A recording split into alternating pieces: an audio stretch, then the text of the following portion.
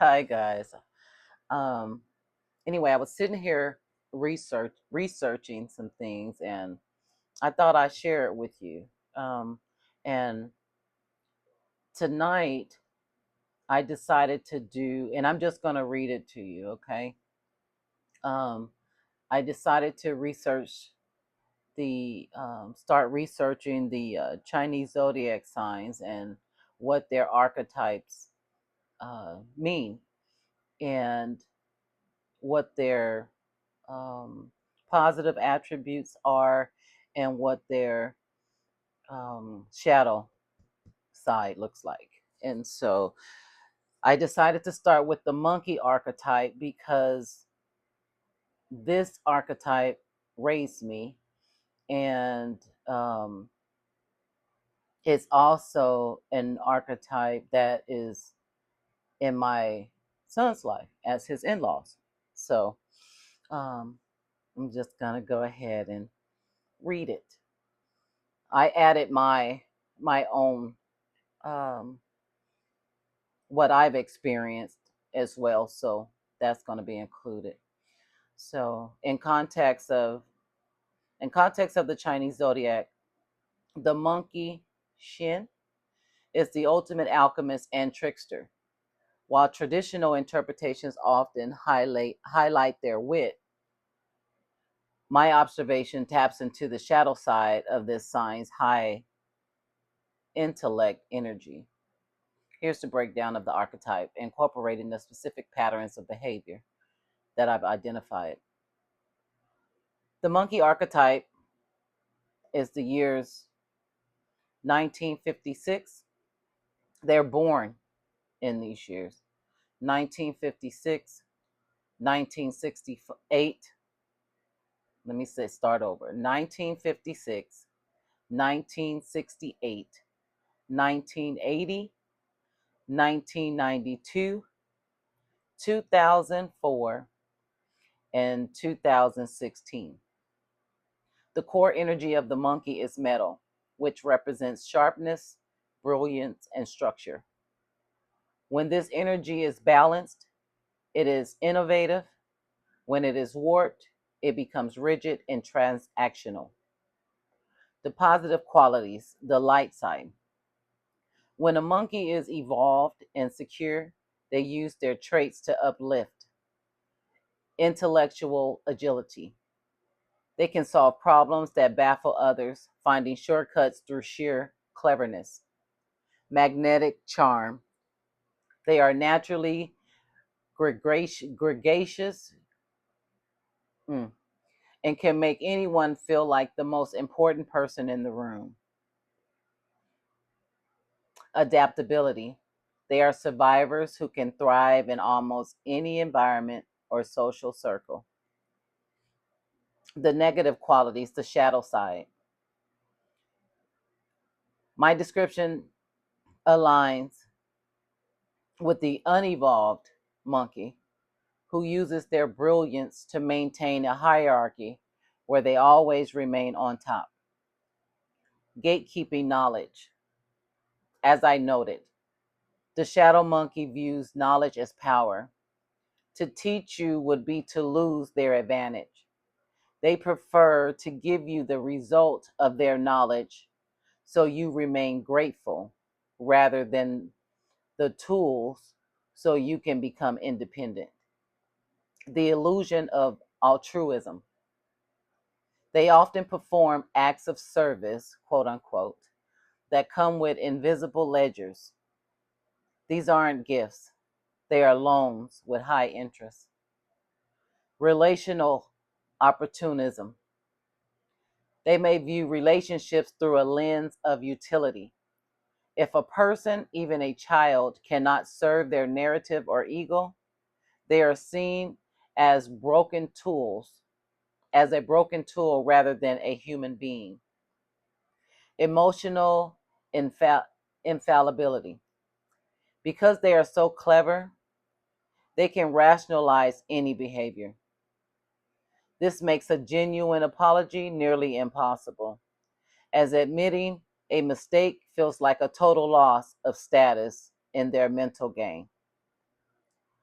The dynamic of control. The specific trap I mentioned regarding apologies is a classic hallmark of manipulative metal energy. In this state, an apology isn't an admission of guilt. It is a strategic maneuver to reset the game board. By keeping seekers and children in a state of perpetual debt, the monkey ensures they are never the one left behind. It's a defensive mechanism rooted in a deep fear of being irrelevant or outsmarted. Comparison of the archetype. Mentorship. The healthy monkey empowers others to succeed. The shadow monkey creates dependency to stay needed. Giving. The healthy monkey is generous and spontaneous. The shadow monkey is transactional, takes back later. And family, the healthy monkey is protective and playful. The shadow monkey views children as assets or objects. In conflict, the healthy monkey resolves through wit and humor. The shadow monkey manipulates through trap apologies. Moving forward, recognizing that their help is actually a tactic for control is a massive step in reclaiming your own agency. When you break down these monkey archetypes, you'll learn that their way of operating or existing is different. And so these elements are the metal, water, wood, fire, and earth. Ultimately, they're all at the core metal. Okay. So I chose two specific years.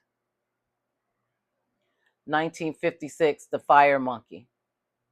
The fire monkey is often considered the most forceful and aggressive of all the monkeys. While all monkeys are clever, the fire element adds a layer of domination and ego.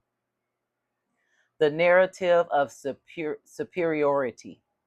Fire monkeys have an insatiable need to be at the top of the social or familial hierarchy. They don't just want to be right, they want to be the authority. Children as reflector shields.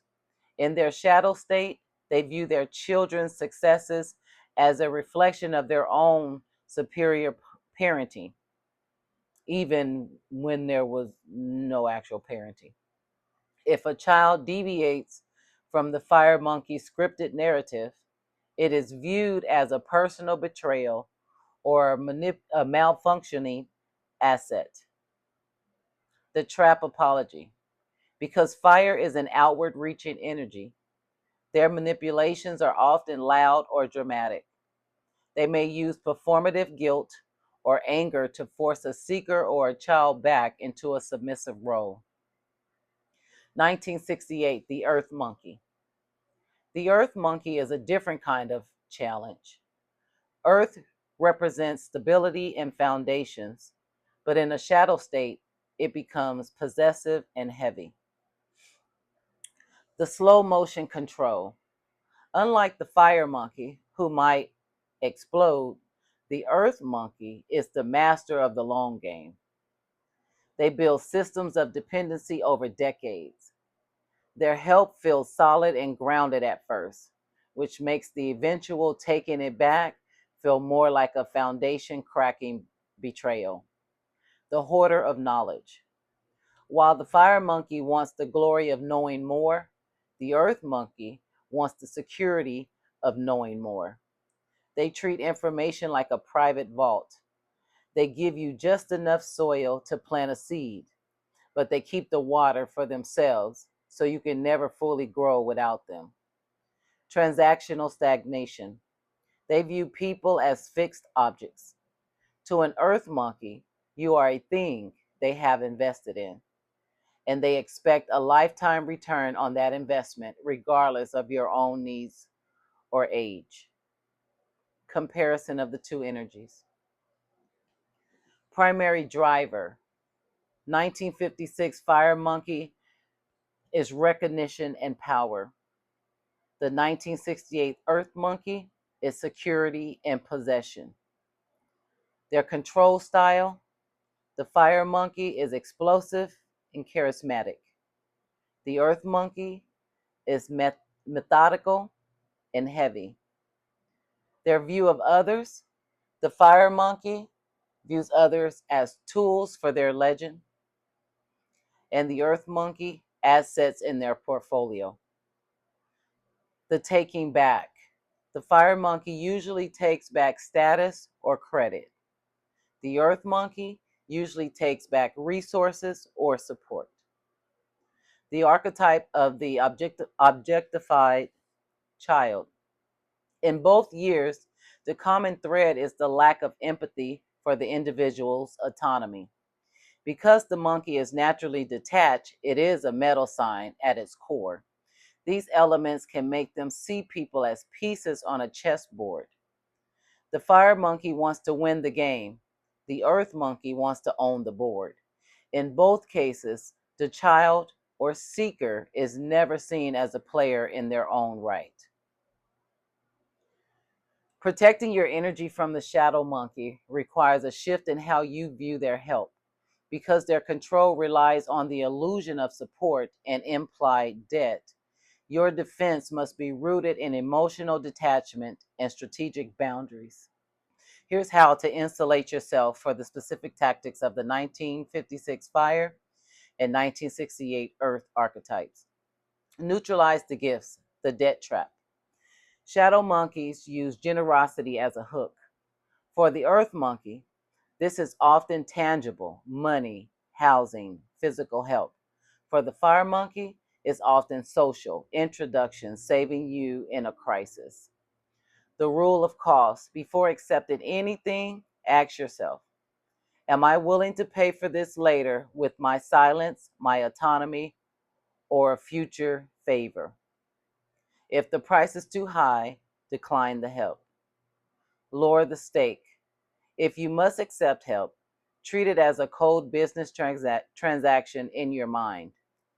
Do not offer the emotional interest they expect: excessive gratitude or subservience.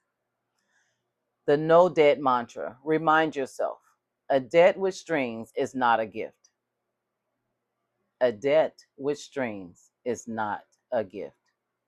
It is a contract I didn't sign. Okay? Number 2, guard your intellectual property. Since these archetypes gatekeep knowledge to keep you dependent, you must stop looking to them as your primary source of growth or validation. Information diet: stop sharing your plans, successes, or missing pieces with them. If they don't know what you're working on, they can't claim credit. That's a fire. Or find a way to make themselves essential to the process, the earth. Seek outside mentors. Build a knowledge council that has no connection to the monkey. This breaks the monopoly they have over your development. 3, deconstruct the trap apology. When they apologize to keep you under control, it's a form of hoovering. They are testing to see if the leash still works. Observe, don't absorb. Watch the apology like a scientist. Is there a change in behavior or just a change in tone? The wait and see barrier. When they apologize, you don't have to forgive or move back into your old role immediately. You can say, I hear that you're sorry. I'm going to take some time to see how things change before we move forward. This maintains your position as the one in control of your space. Number 4, break the asset narrative. They view you as an object or an extension of themselves. To protect your energy, you must become unusable for their narrative. Gray rock method. Become as uninteresting as a gray rock. Give short, non-committal answers. That's interesting. I'll think about that. Okay. When you stop feeding their drama or providing status for them to brag about, they often lose interest in controlling you. Internal sovereignty.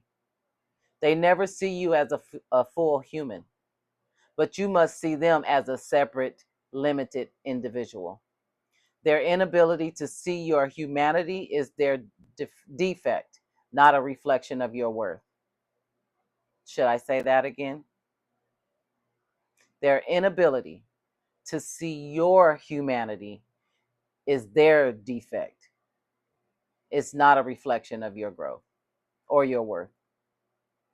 Comparison of boundary tactics. Response to drama against the fire monkey. Refuse to be the audience for their outbursts. Against the earth monkey. Refuse to be the labor for their demands. Communication.